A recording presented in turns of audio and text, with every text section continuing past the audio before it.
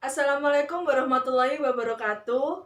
Perkenalkan, nama saya Junita Wulandari dari mahasiswa Gizi UIN Wali Songo Semarang. Jadi saya di sini akan memberikan penyuluhan mengenai pentingnya pemberian MPASI. Ibu-ibu tahu tidak MPASI itu apa? Ya, betul sekali, MPASI adalah makanan pendamping ASI. MPASI yang tepat itu sangat diperlukan untuk tumbuh kembang bayi serta balita yang optimal.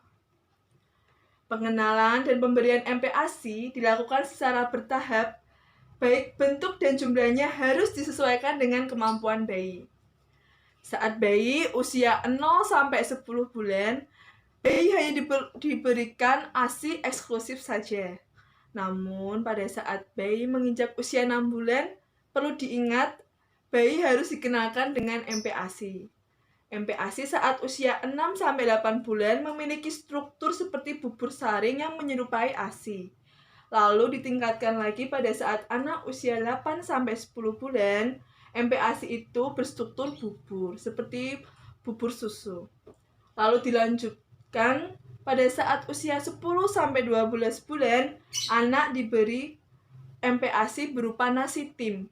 Lalu ditingkatkan pada saat anak usia lebih dari 12 bulan, MPASI itu berupa makanan keluarga. Jadi, bayi juga harus dikenalkan dengan makanan keluarga, Bunda.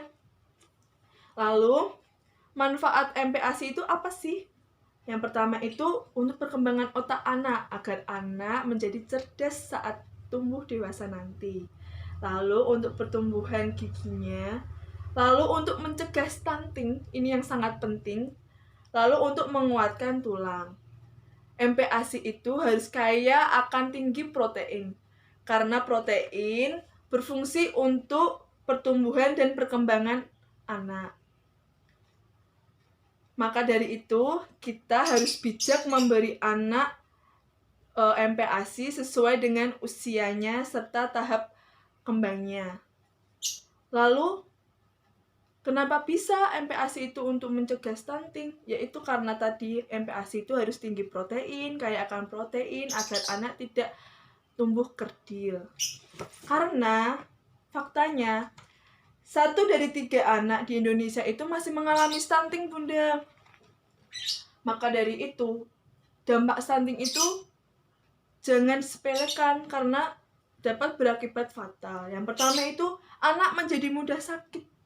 Lalu, kemampuan kognitifnya itu berkurang. Lalu, saat tua itu berisiko terkena penyakit yang berhubungan dengan pola makan. Lalu, mengakibatkan kerugian ekonomi, serta fungsi tubuhnya tidak seimbang. Maka dari itu, stunting itu perlu dicegah. Yang pertama itu dengan pemberian ASI eksklusif.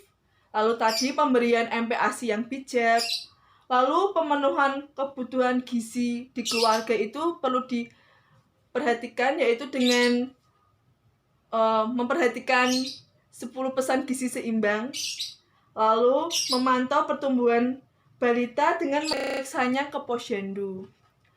Nah, maka dari itu sekian penyuluhan dari saya tentang MPASI. Maka dari itu MPASI itu sangat perlu diperhatikan Bunda saat bayi menginjak usia 6 bulan.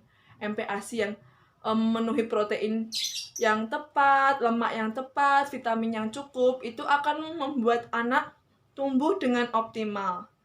Sekian, kurangnya mohon maaf. Wassalamualaikum warahmatullahi wabarakatuh.